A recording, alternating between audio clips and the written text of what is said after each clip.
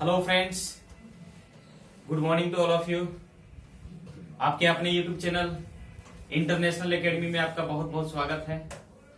आज मैं आप लोगों के लिए इतिहास के नए वीडियो को लेकर आया हूं और इसमें मैं आप लोगों को वैदिक सभ्यता के बारे में बताऊंगा, जो कि बहुत ही इंपॉर्टेंट टॉपिक है। इसमें हम लोग वैदिक सभ्यता के बारे में जानेंगे। वेद क्या है, ग्रंथ क्या है, आरण्यक कितने होते हैं। तो वैदिक शब्द वेद से बना है, जिसका अर्थ होता है ज्ञान। वैदिक सभ्यता के निर्माता आर्य हैं। वैदिक सभ्यता एक ग्रामीण सभ्यता थी। वैदिक सभ्यता को दो भागों में बांटा गया है। एक है आपका ऋग्वैदिक, दूसरा है उत्तर वैदिक। जिस काल में ऋग्वेद के इतिहास का पता चलता है उसे ऋग्वैदिक सभ्यता कहा जाता है, और जिस काल में अन्य तीन वेद के बारे में पता चलता है उसे उत्तर वैदिक काल कहा जाता है। तो चलिए हम लोग वैदिक सभ्यता के बारे में जानते हैं। वैदिक सभ्यता, इसे दो भागों में बांटा गया है, ऋग्वैदिक और दूसरा है उत्तर वैदिक।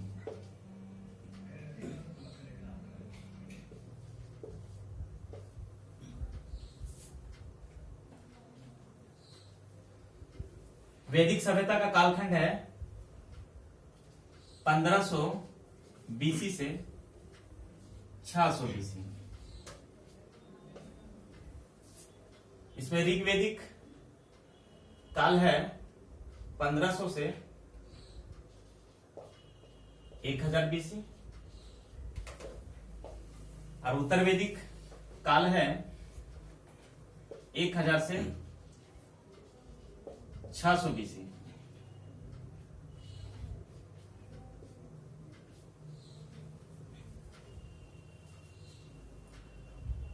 अब देखेंगे वैदिक या वैदिक शब्द जो है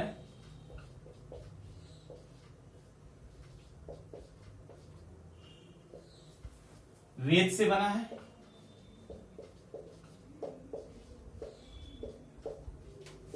जिसका अर्थ होता है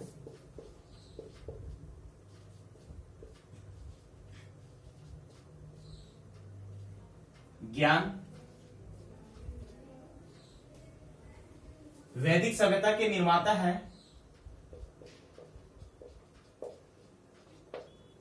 आर्य, और ये आर्य जो है संस्कृत भाषा का शब्द है, जिसका अर्थ होता है श्रेष्ठ, यानी कि उत्तम। आर्य जो है सर्वप्रथम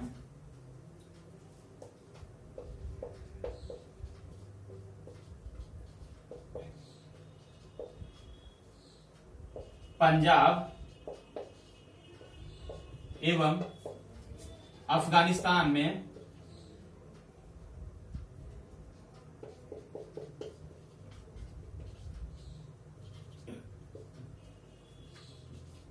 बसे थे।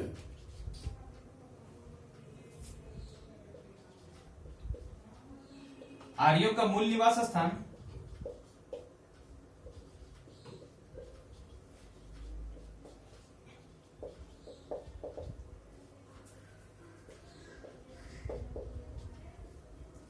आल्पस पर्वत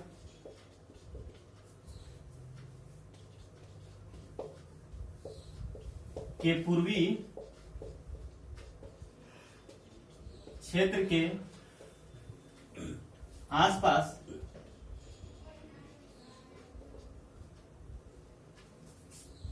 जिसे वर्तमान में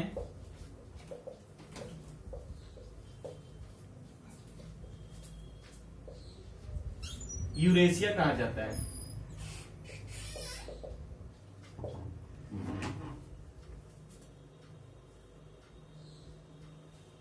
में बसे थे।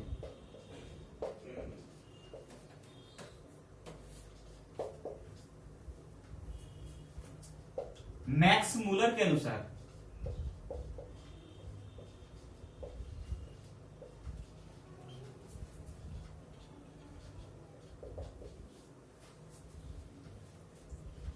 आर्यों का मूल निवास स्थान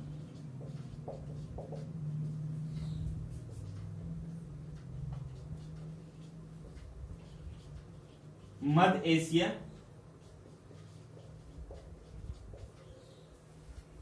बताया गया है,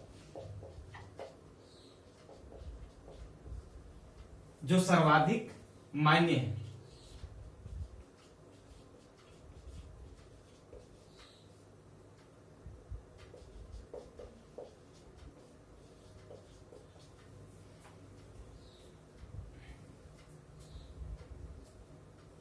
अब आगे हम लोग देखेंगे, तब तक इसे नोट करते जाइएगा।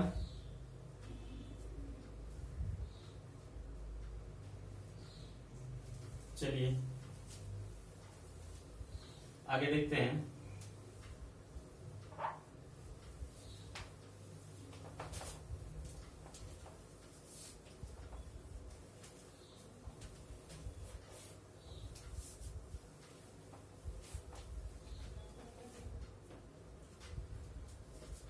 अब देखेंगे आर्यों का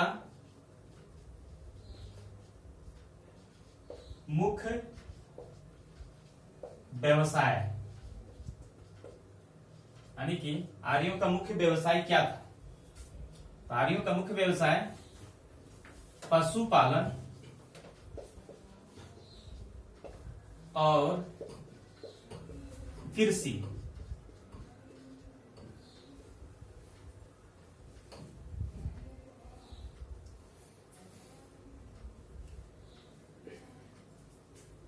जिसमें प्रिय पशु घोड़ा था,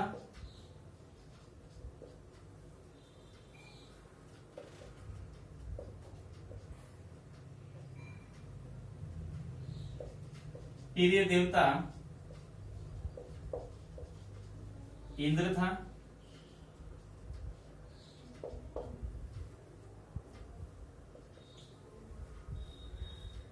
आर्यों का समाज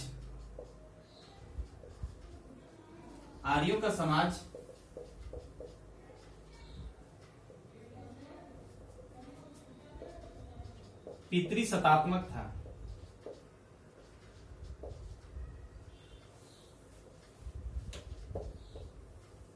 आर्यों का समाज जो है पितृसत्तात्मक था और समाज की छोटी इकाई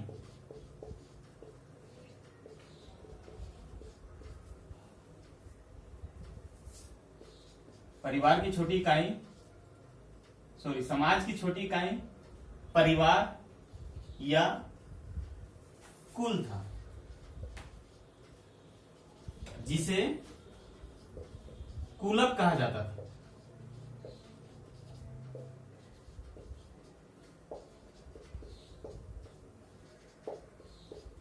अब आर्यों की भाषा क्या थी? तो आर्यों की भाषा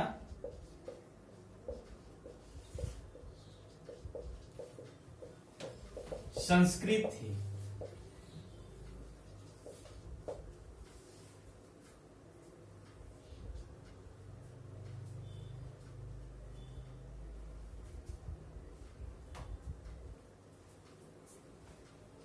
अब आगे देखेंगे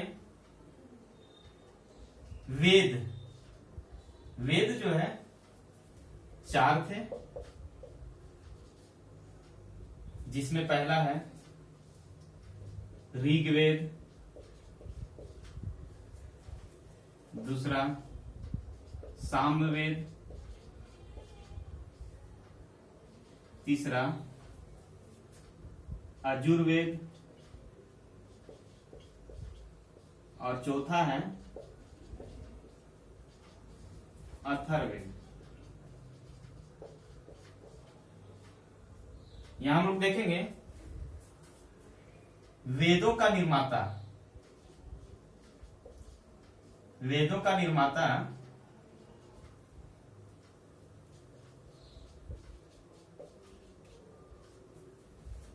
वेदों का निर्माता महर्षि कृष्ण देवपायन वेद व्यास को माना जाता है।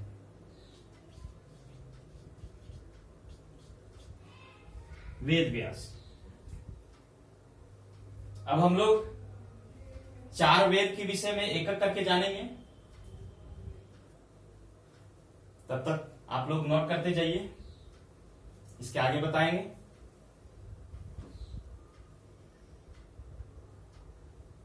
यहां तक आप लोग का ही वैदिक सभ्यता का सामान्य परिचय था। अब हम लोग 4 वेद को एक एक करके देखेंगे। तो चलिए देखते हैं।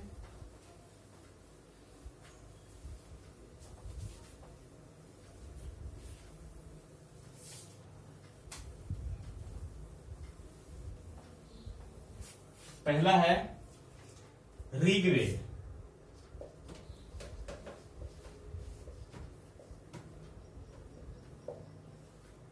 ऋग्वेद जो है यह सबसे प्राचीन वेद है।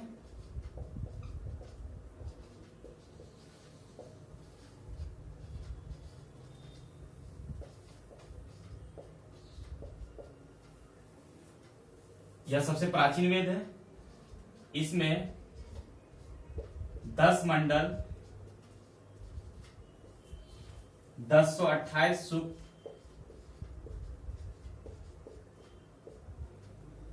और 10,462 ऋचाएं हैं।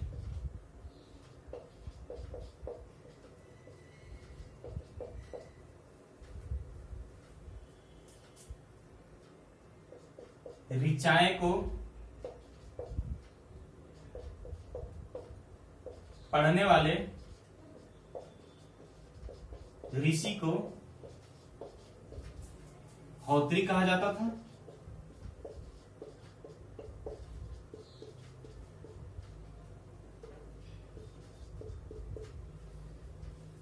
ऋग्वेद में ऋचाओं को पढ़ने वाले ऋषि को होत्री कहा जाता था।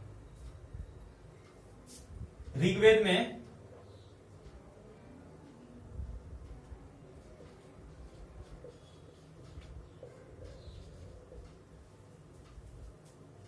दूसरे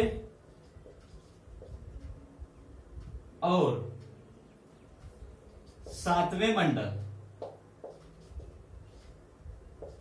यानी कि दूसरे से 7वें मंडल सबसे प्राचीन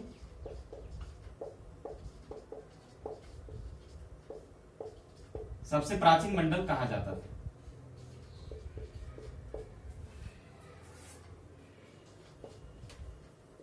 क्योंकि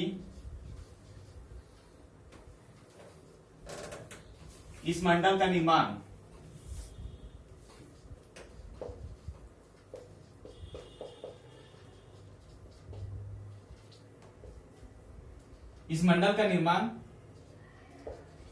ऋषि मुनियों द्वारा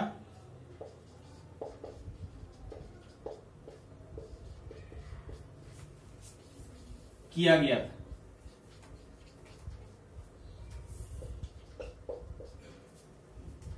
और इसे ऋषि मंडल कहा जाता था।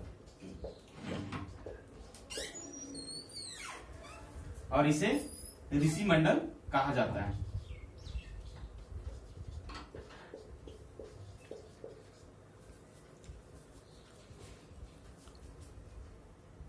इसमें जो है प्रथम और 10वें मंडल को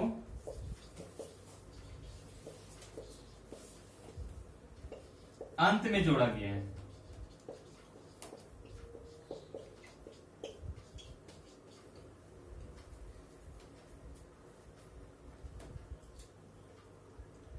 और ऋग्वेद के 10वें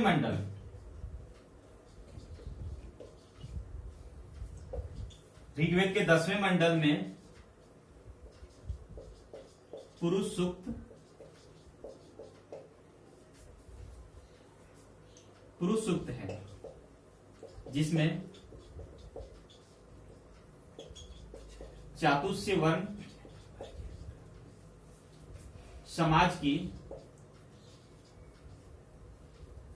समाज का वर्णन है, जिसमें ब्राह्मण, क्षत्रिय,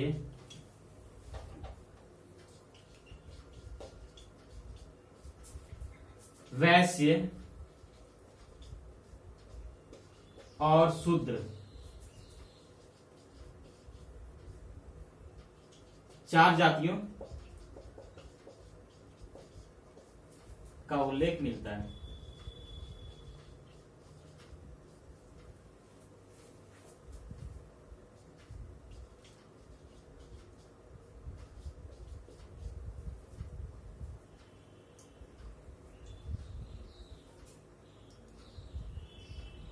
आगे इससे आगे देखेंगे हम लोग फिर ऋग्वेद के अगले पॉइंट को।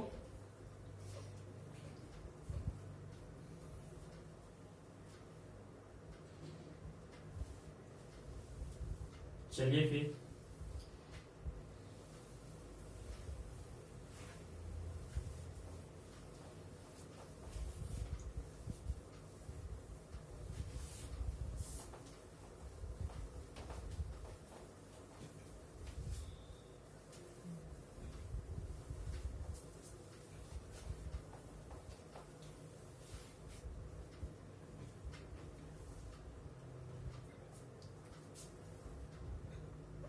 ऋग्वेद में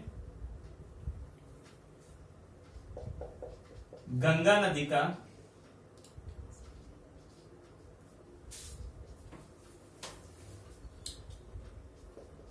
एक बार उल्लेख मिलता है,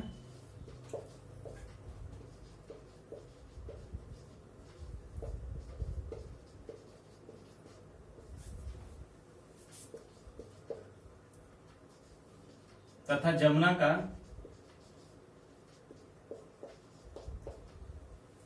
3 बार उल्लेख मिलता है।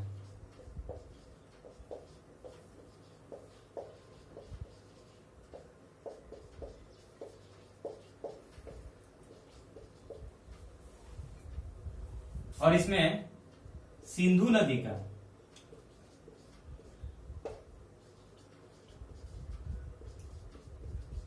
सर्वाधिक बार उल्लेख मिलता है।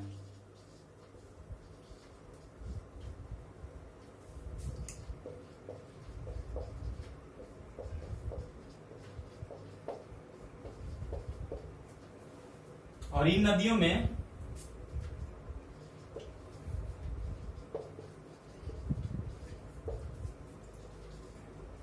में सरस्वती सबसे पवित्र नदी मानी जाती है।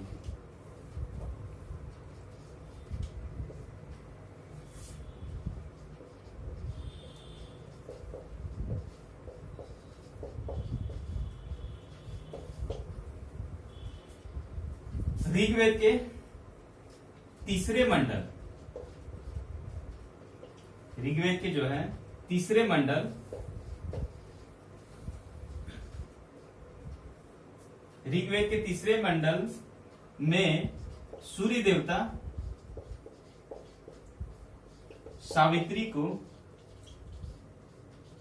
समर्पित प्रसिद्ध गायत्री मंत्र है।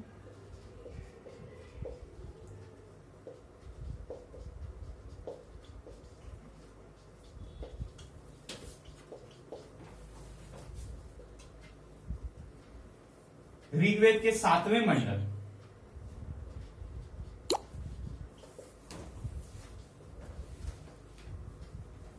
ऋग्वेद के 7वें मंडल में 10 राज्य युद्ध का उल्लेख है।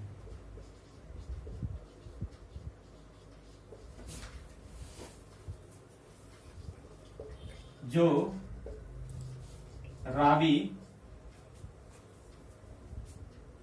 जिसे पुरुषनी भी बोला जाता है, पुरुषिनी।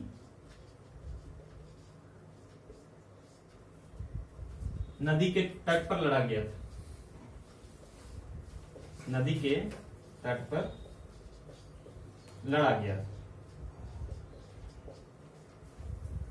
और यह युद्ध जो है सुदास और 10 जनों के बीच हुआ था। अब है ऋग्वेद के 9वें मंडल। 9वें मंडल में देवता सोम का उल्लेख है।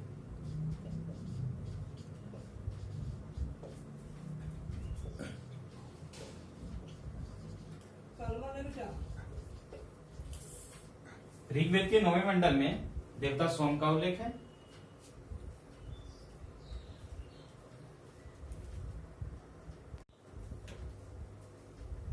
तो ये था ऋग्वेद। अब क्लास को यहीं समाप्त करते हैं। इसके अगले वेद के बारे में नेक्स्ट क्लास में देखेंगे। Thank you. Please like and subscribe जरूर कीजिएगा।